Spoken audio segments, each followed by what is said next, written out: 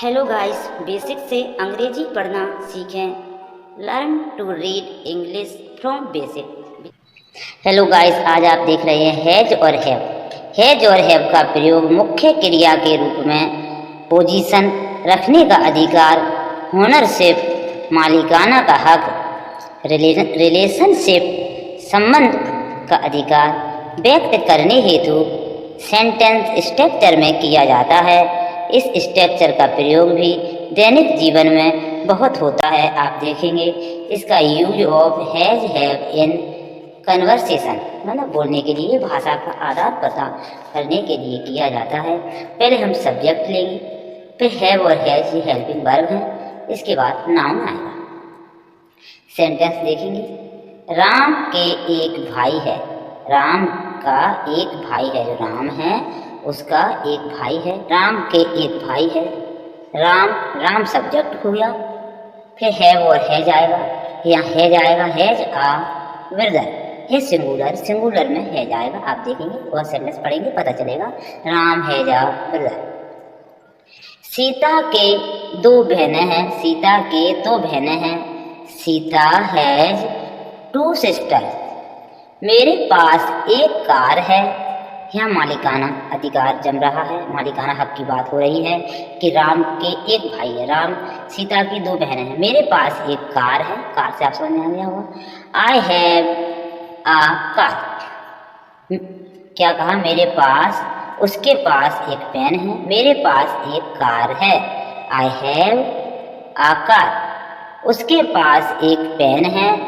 उसके कोई है, लड़का है। He has a pen. मेरे पास 10 टोपियां हैं। आप सेंटेंस घर पे बनाएं, बार बार बनाएं। मेरे पास, इंग्लिश हम ना देखें, अब हमको हिंदी से फिर इंग्लिश में बनाएं। पहले मेरे पास, मेरे के लिए क्या आता है? आई। आई मतलब मेरे लिए। आई, मेरे पास 10 टोपियां हैं। पहले सब्जेक्ट आ गया मेरे के लिए आई। फिर हमारा हैव और हैज आएगा। आई के साथ हैव आता है तो हैव आएगा। आई हैव कितनी टोपियां हैं? 10, तो 10 टोपीज। अब आप बोलोगे पास शब्द क्यों नहीं आया? मेरे पास 10 टोपियां हैं। मेरे के लिए आई आ गया, 10 के लिए 10 आ गया, टोपियों के लिए टोपी आ गया। पास, तो जो पास शब्द है उसी से हम हैज और हैव लगा रहे हैं, उससे हमें मालूम चल रहा है जब कोई सेंटेंस में हैज और हैव लग रहा है तो हमको मालूम चल रहा है कि यह कोई मालिकाना हक की बात हो रही है, कोई मालिकाना हक जमाया जा रहा है। उसके पास एक मकान है। He has a house. He has a house. हमारे पास 2 दुकानें हैं। We have 2 shops. यहाँ हम वोकेबलरी बढ़ रही है।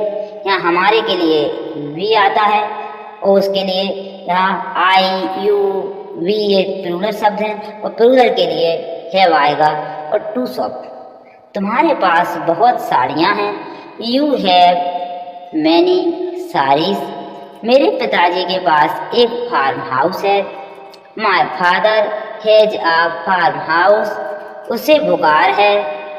सी या ही पता नहीं चल रहा है, उसे बुखार है, लड़का है, लड़की से सी भी आएगा, ही भी आ सकता है। Has fever. उसके पास कई मकान हैं। ही सी हैज मैनी हाउस। कई के लिए मैनी आएगा। उसे अनुभव है। He has experience. सुरेश के पास एक रंगीन टीवी है। सुरेश आएगा। Suresh has a colour TV. मेरे माताजी के पास एक हार है। My mother has a necklace. मेरी बहन के पास एक बैग है। My sister has a bag.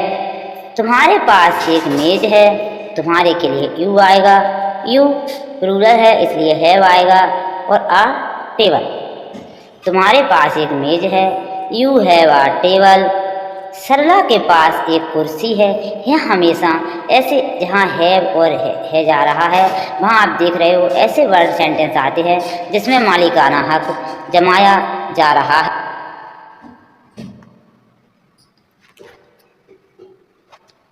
Manish के पास 20 पेन हैं। Manish has 20 pens. हर्ष के पास 4 कंप्यूटर हैं। हर्ष has 4 computers.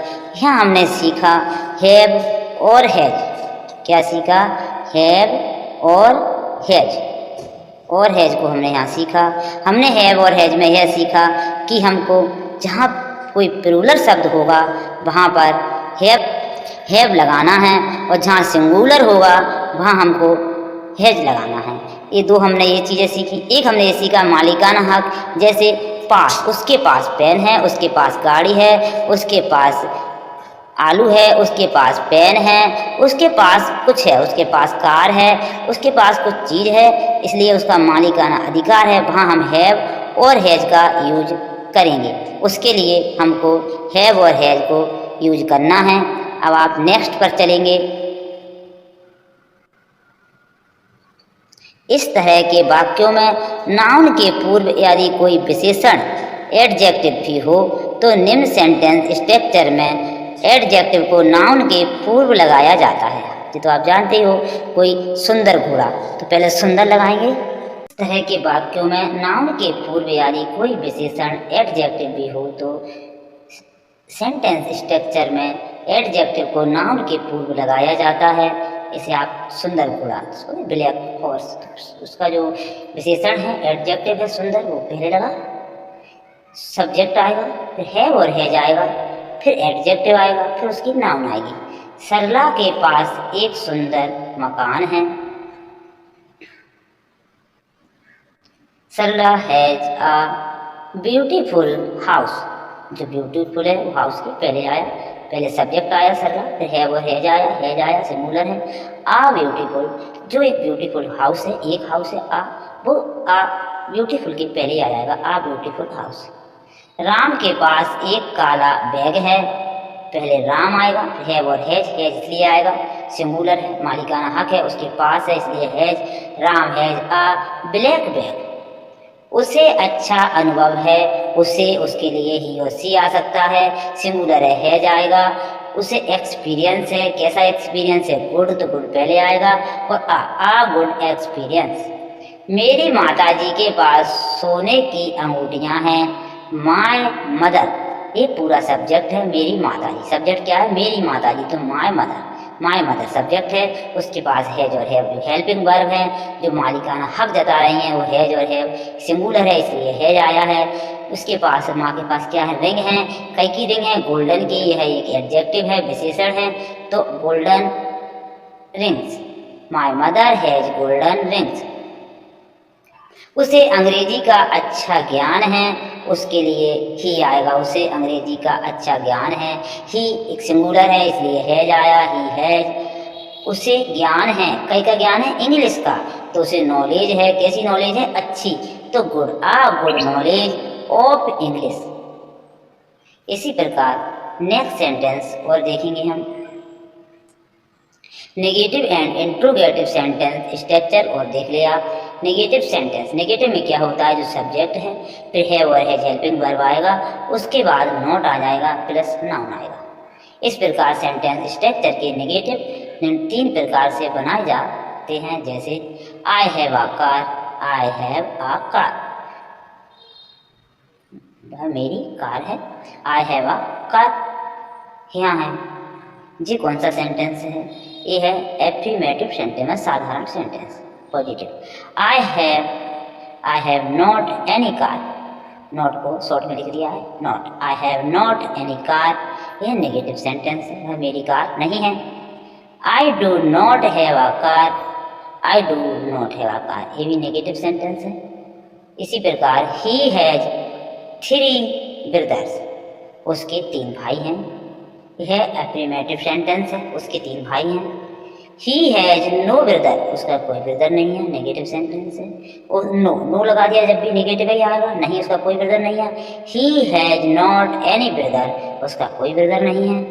He does not have any brother, जब भी he does not have any brother negative sentence है, उसका कोई ब्रदर नहीं है। आप उसका कोई ब्रदर नहीं है, आप नहीं के लिए नो भी लगा सकते हैं, ही हैज नो ब्रदर ऐसे भी बोल सकते हैं, he has not any brother ऐसे भी लिख सकते हैं, he does not have any brother ऐसे भी लिख सकते हैं। 3 प्रकार के बताए हमने। सी हैज अ हाउस, ये एफर्मेटिव साधारण सेंटेंस है। सी हैज नो हाउस, उसका कोई हाउस नहीं है, नेगेटिव सेंटेंस है। She has not any house, negative sentence.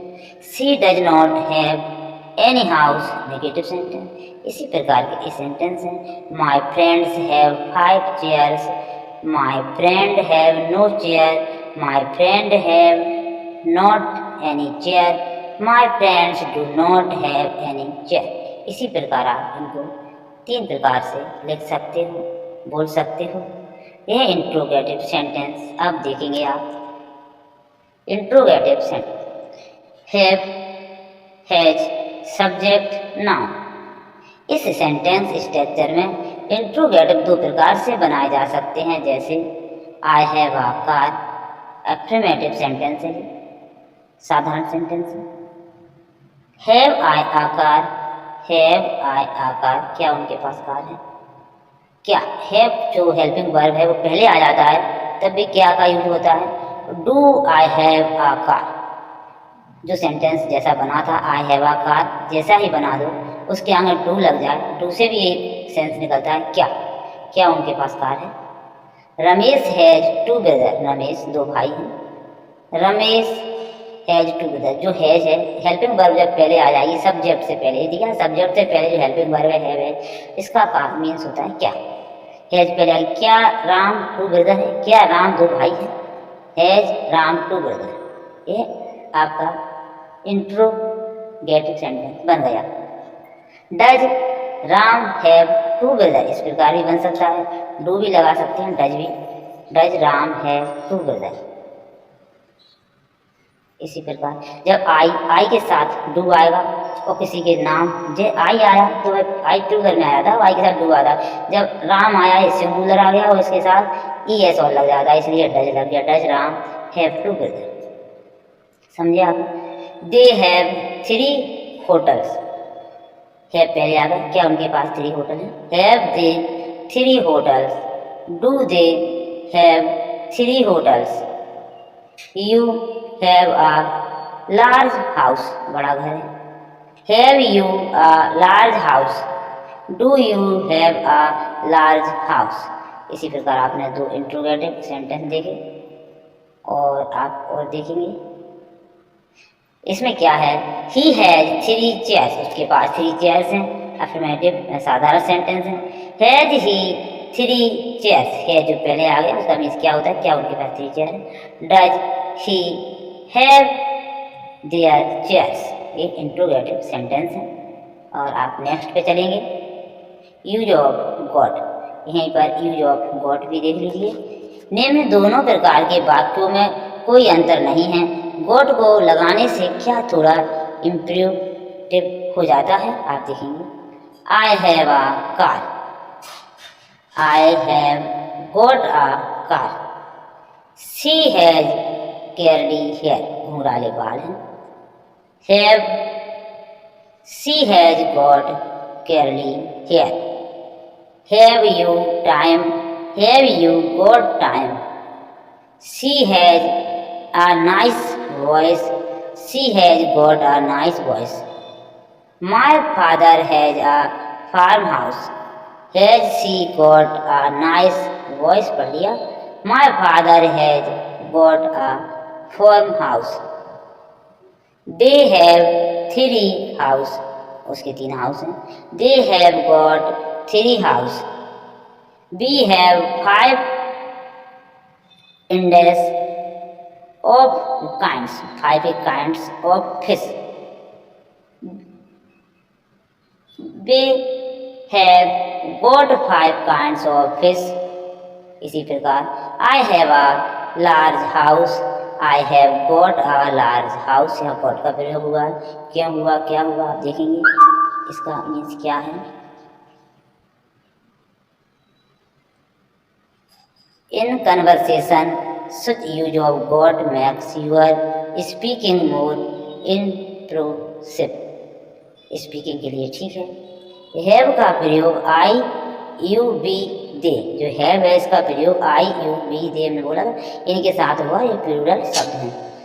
Plural subject के साथ तथा हैज हैज का प्रयोग ही सी